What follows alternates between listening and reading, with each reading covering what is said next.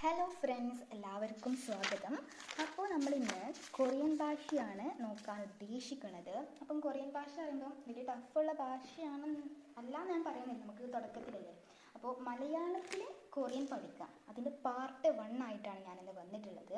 Learn Korean in Malayalam part 1. Okay, എല്ലാ ഭാഷയിലും ഉള്ളതുപോലെ തന്നെ കൊറിയയിലും കോൺസണൻസ് ആൻഡ് വൊവൽസ് ഉണ്ട്. ഓക്കെ, മനസ്സിലായോ? എല്ലാ ഭാഷയിലും ഉള്ളതുപോലെ തന്നെ കൊറിയനിലും കോൺസണൻസും വൊവൽസും ഉണ്ട്. അപ്പം കൊറിയൻ ലെറ്റർ സിസ്റ്റത്തിന് പറയുന്ന പേരാണ് ഹങ്ക്. എന്താണ് ഹങ്ക്? എങ്ങനെയാണ് ഹങ്ക് എങ്ങനെ എഴുതുന്നത് എന്താ വെച്ചാൽ ഇങ്ങനെ.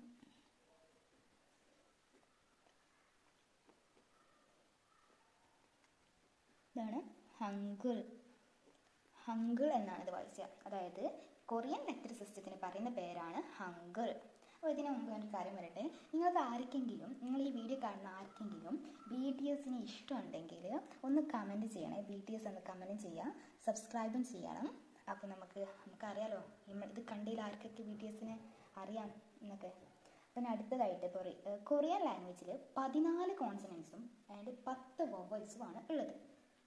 മനസ്സിലായോ? കൊറിയൻ ലാംഗ്വേജിൽ 14 കോൺസണൻസും അഥവാ 14 വ്യഞ്ജനാക്ഷരങ്ങളും 10 വൊവൽസുമാണ് ഉള്ളത്. ഓക്കെ, ഇതുപോലെ ഡബിൾ കോൺസെപ്റ്റ്സ് ആൻഡ് ഡബിൾ വൊവൽസും ഉണ്ട്. മനസ്സിലായോ? ഒന്നുകൂടി പറഞ്ഞുതരാം. എല്ലാ ഭാഷയിലുള്ളതുപോലെ തന്നെ കൊറിയനിലും കോൺസണൻസ് ആൻഡ് വൊവൽസ് ഉണ്ട്, അഥവാ വ്യഞ്ജനാക്ഷരങ്ങളും സ്വരാക്ഷരങ്ങളും ഉണ്ട്. അപ്പം കൊറിയൻ ലെറ്റർ സിസ്റ്റത്തിന് പറയുന്ന പേരാണ് ഹങ്കിൾ. ഇതാണ് ഹങ്കിൾ. ഹങ്കിൾ. ഓക്കെ, കൊറിയൻ ലാംഗ്വേജിൽ 14 കോൺസണൻസ് ആൻഡ് 10 വൊവൽസ് ഉണ്ട്. ഓക്കെ, മനസ്സിലായോ? 14 വ്യഞ്ജനാക്ഷരങ്ങളും 10 വൊവൽസും അഥവാ സ്വരാക്ഷരങ്ങളും ഉണ്ട്. ഇതുപോലെ തന്നെ double consonants and double vowels ഉണ്ട്, ബട്ട് നമ്മളത് അടുത്ത ക്ലാസ്സിൽ നോക്കുകയാണ്. അപ്പം ഇത് ഫസ്റ്റ് പാർട്ടാണ്. ഇത് നമ്മൾ വളരെ ചുരുങ്ങിയ രീതിയിലാണ് നമ്മൾ ഇതെടുക്കുന്നുള്ളൂ. ടോട്ടൽ 7 അക്ഷരങ്ങളാണ് നമ്മൾ ഇന്നത്തെ ക്ലാസ്സിൽ കോൺസണൻസ് എടുക്കുന്നുള്ളൂ. ബാക്കി നമുക്ക് അടുത്ത ക്ലാസ്സിൽ എടുക്കാം. എല്ലാം പാടെ കാണുമ്പോൾ നമുക്ക് തന്നെ ഒരു എന്തോ പേടിയാവും, അപ്പോൾ നമുക്ക് പഠിക്കാൻ തോന്നില്ല. അപ്പം കുറച്ചീച്ച് പഠിപ്പിക്കാനാണ് ഞാൻ ഉദ്ദേശിക്കുന്നത്. അപ്പോൾ അത് ഫസ്റ്റ് പാർട്ടാണ്. അപ്പോൾ നിങ്ങൾ സപ്പോർട്ടൊക്കെ ഉണ്ടെങ്കിൽ അടുത്ത വീഡിയോ ഇടുക. അപ്പോൾ നിങ്ങൾ കമൻറ്റ് ചെയ്യണം അടുത്ത വീഡിയോ വേണോ എന്നത്. നമുക്ക് വീഡിയോയിലേക്ക് പോകാം. അപ്പം കൊറിയൻ ലാംഗ്വേജിൽ വ്യഞ്ജനാക്ഷരങ്ങൾ അഥവാ കോൺസണൻസ് ആണ് നമ്മൾ നോക്കാൻ പോകുന്നത്. നമ്മൾ പറഞ്ഞതുപോലെ നമ്മൾ കൊറിയൻ ലാംഗ്വേജ് അഥവാ കൊറിയൻ ലെറ്റർ സിസ്റ്റത്തിന് പറയുന്ന പേരാണ് എന്ത്? ഹങ്കിൾ. എന്താണ് ഹങ്കിൾ? എന്താണ് ഹങ്കിൾ? ജസ്റ്റ് ഒന്ന് മനസ്സിലാക്കി വെച്ചാൽ മതി. ഇനി അടുത്ത് നമുക്ക് ഫസ്റ്റ് ലെറ്റർ നോക്കാം. ഇതാണ് ഫസ്റ്റ് ലെറ്റർ. ഇംഗ്ലീഷ് സൗണ്ടായിട്ട് വരുന്നത് ജിയുടെ സൗണ്ടായിട്ട്, ഇംഗ്ലീഷിൽ ജിയുടെ സൗണ്ടായിട്ടുള്ള ഗ. എന്താണ് ഗ? ഇതെങ്ങനെ എഴുതുകയെന്ന് വെച്ചാൽ എന്താ ഇങ്ങനെയാണ് ഗ എന്നത് എഴുതുക. വളരെ സിമ്പിളായിട്ട് എഴുതാം. സ്കെച്ച് എടുത്ത് എഴുതാം. ഇങ്ങനെ എഴുതാം. ഇങ്ങനെ വളരെ സിമ്പിളായിട്ട് എഴുതാവുന്നതേ ഉള്ളൂ. ഗ.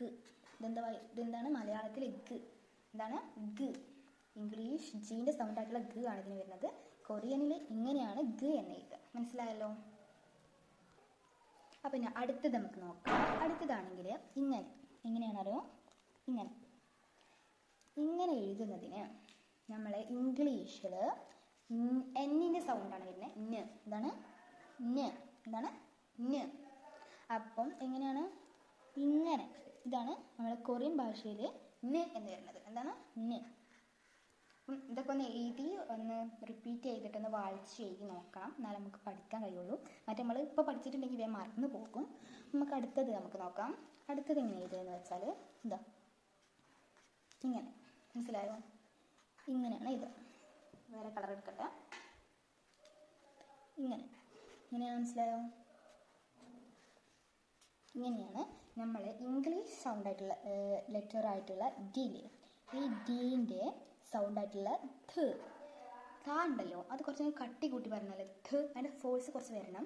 ധ നമ്മൾ കൈ ഇങ്ങനെ വെച്ച് നോക്കുമ്പം നമ്മളെ കൈമൊക്കെ ചെറുതായിട്ട് ഒരു കാറ്റ് വരാൻ ധ. ഇതിൻ്റെ സൗണ്ട് എന്താ വരിക? ധ. എന്താണ് ധ? അപ്പോൾ പിന്നെ അടുത്തത് വരുന്നത് ഇതാണ്. അപ്പം ഇതെങ്ങനെ എഴുതുകയെന്ന് വെച്ചാൽ നമ്മൾ ഈ 2 എഴുതില്ലേ, അതിന് സിമിലർ ആയിട്ടാണ് ഈ അക്ഷരം വരുന്നത്. കണ്ടോ? ഇങ്ങനെ.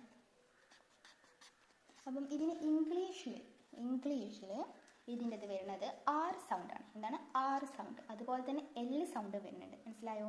ആർ സൗണ്ടും അതുപോലെ എൽ സൗണ്ടും ഈ അക്ഷരത്തിന് വരുന്നുണ്ട്. അപ്പോൾ മനസ്സിലാക്കണം, 2 സൗണ്ട്സ് വരുന്ന അക്ഷരം ഏതാണെന്ന് ചോദിച്ചാൽ ഇതാണ്. മനസ്സിലായോ?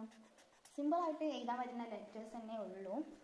അപ്പം എന്താണ് വായിച്ചാൽ ഇത് ആർ എന്നും എൽ എന്ന സൗണ്ടും ഈ അക്ഷരത്തിന് വരുന്നുണ്ട് മലയാളത്തിൽ. അഥവാ ഇതിൻ്റെ സൗണ്ട് വെച്ച് നോക്കുകയാണെങ്കിൽ ര് ല്, എന്താണ് ര് ല്. ഓക്കെ, മനസ്സിലായല്ലോ? അപ്പോൾ ഇനി അടുത്തതായിട്ട് വരുന്നത് നമ്മൾ ഈ അക്ഷരമാണ്, അഥവാ സ്ക്വയർ ഷേപ്പാണ്. ഇത്രയേ ഉള്ളൂ, സിമ്പിളാണിത്. സ്ക്വയർ വരച്ചാൽ മതി, ഒരു സ്ക്വയർ, അല്ലെങ്കിൽ ഒരു റെക്റ്റാങ്കിൾ പോലെ ഒരു സ്ക്വയർ. ഇത് നമ്മൾ ഇംഗ്ലീഷ് ലെറ്ററിൽ എം എന്ന് പറയും. എന്താണ് എം? ഇതിന് സൗണ്ട് വരുന്നത് മ. എന്താണ് മ? മനസ്സിലായല്ലോ?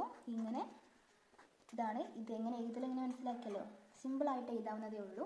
ഇതെന്താ വായിക്കുക? മ മ. ഇനി അടുത്തത് വരുന്നത് ഇതാണ്. അടുത്ത കണ്ടെടുത്തിട്ട് ഇങ്ങനെയാണ് ഈ അക്ഷരം എഴുതുന്നത്. എങ്ങനെയാണ്?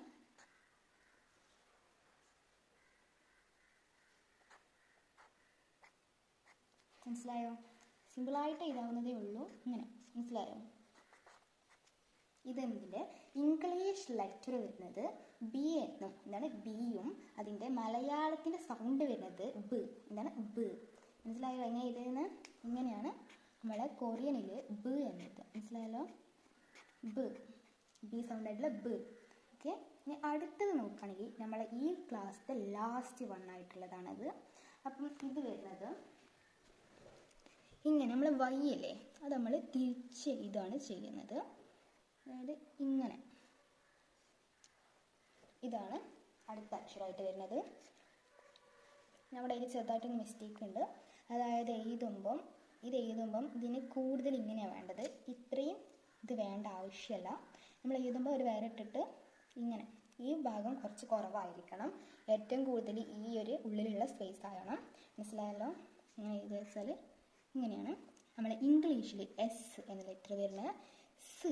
എന്താണ്? സ്. മനസ്സിലായല്ലോ? സ്. മനസ്സിലായോ? എന്താണ്? ഇതാണ് നമ്മളെ കൊറിയനിൽ ഇംഗ്ലീഷ് ലെറ്റർ ആയിട്ടുള്ള എസ് അഥവാ സ്. ഓക്കെ, സ്. അപ്പം ഇത്രയാണ് നമ്മൾ ഇന്നത്തെ ക്ലാസ്സിലത്. അപ്പോൾ ഒന്നും കൂടി നമുക്കൊന്ന് ടോട്ടലി ഒന്ന് നോക്കാം. അപ്പം അടുത്തത് നമ്മൾ നോക്കുകയാണെങ്കിൽ ഇത് നമ്മൾ ഫുള്ളായിട്ട് ഒന്നും കൂടി ഒന്ന് റിപ്പീറ്റ് ചെയ്തിട്ട് നമുക്ക് ഇത് നിർത്താം. അപ്പം കൊറിയൻ ലാംഗ്വേജിൽ ഗ എന്ന സൗണ്ട് വരുന്നത് ഇങ്ങനെയാണ്. ഇങ്ങനെ ഇത് മനസ്സിലായില്ലേ? ഞാൻ കാണിച്ചു തന്നിട്ടുണ്ട്, റിപ്പീറ്റ് ആയിട്ട് കാണിച്ചിട്ടുണ്ട്. ഇങ്ങനെയാണ്, ഒരു 7 ഒക്കെ പോലെയാണ് കൊറിയൻ ലാംഗ്വേജിൽ ഗ എന്ന് എഴുതുക. മനസ്സിലായോ?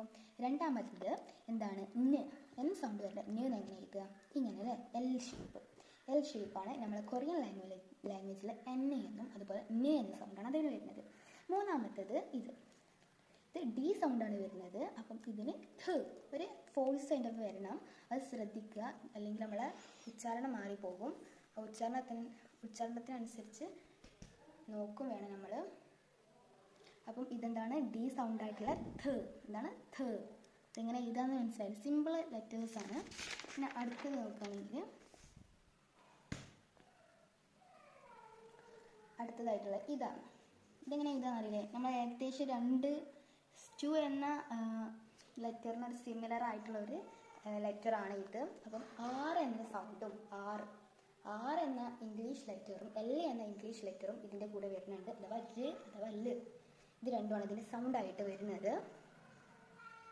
ഇനി നമ്മൾ അടുത്തതായിട്ട് വരുന്നത് അഞ്ചാമത്തേത് സിമ്പിളല്ലേ? ഒരു സ്ക്വയർ വരച്ചാൽ മതി. ഒരു സ്ക്വയർ ഉണ്ട്. അപ്പം അത് അഞ്ചാമത്തേത് എം ഇംഗ്ലീഷ് ലെറ്റർ ആയിട്ടുള്ള മ. മനസ്സിലായാലോ? മ ഇതാണ് മ. ഇങ്ങനെയാണ് മ എന്ന് എഴുതുക കൊറിയൻ ലാംഗ്വേജിൽ. പിന്നെ അടുത്തത് ആറാമത്തേത് ബ് എന്ന സൗണ്ട് വരുന്നതിനെ എന്ത് ചെയ്യണം? ഇങ്ങനെ. മനസ്സിലായല്ലോ? ബി എന്ന ലെറ്ററിൻ്റെ ബ് എന്ന സൗണ്ടാണ് ഈ അക്ഷരത്തിന് വരുന്നത്. സിമ്പിളായിട്ട് എഴുതാല്ലേ? സിമ്പിൾ ലെറ്റേഴ്സാണ്. ഇനി 7th നോക്കുകയാണെങ്കിൽ ഇതാ ഈ ഇങ്ങനെ ഒരു വൈ തിരിച്ച മാതിരി ആണെങ്കിലും ഏകദേശം ശ്രദ്ധിച്ചിട്ട് വേണം നിങ്ങൾ എഴുതാൻ വേണ്ടിയിട്ട്. ഇതാ ഈ ഒരു സ്ഥലം കുറച്ച് കുറവായിരിക്കണം. കണ്ടോ? ഇത് തുള്ളിയുള്ളൂ, ഇതാണ് കൂടുതലുള്ളത്. അപ്പോൾ അത് ശ്രദ്ധിക്കുക. ഇത് നമ്മൾ ഇംഗ്ലീഷിൽ എസ് എന്ന ലെറ്ററാണ്. അതുപോലെ സി എന്ന സൗണ്ടാണ് ഇത് പുറപ്പെടുവിക്കുന്നത്. അപ്പം ഇന്നത്തെ ക്ലാസ് ഇതൊക്കെ തന്നെയാണ്. അപ്പം ഇത് നിങ്ങൾ പഠിക്കുമ്പോൾ നല്ല രീതിയിൽ തന്നെ പഠിക്കാൻ വേണ്ടിയിട്ട് ശ്രദ്ധിക്കുക. അപ്പം ഇനി അടുത്ത പാട്ട് വേണമെങ്കിൽ നിങ്ങൾ പറയുക. അപ്പം നിങ്ങൾ മറക്കരുത്, BTSൻ്റെ ഫാൻസ് ആണെങ്കിൽ നിങ്ങൾ ഉറപ്പായിട്ടും നിങ്ങളൊന്ന് സബ്സ്ക്രൈബ് ചെയ്യാനും കമൻറ്റ് ചെയ്യാനും മറക്കരുത്. എന്നാൽ ഓക്കെ, നമുക്ക് അടുത്ത ക്ലാസ്സിൽ കാണാം. ബൈ.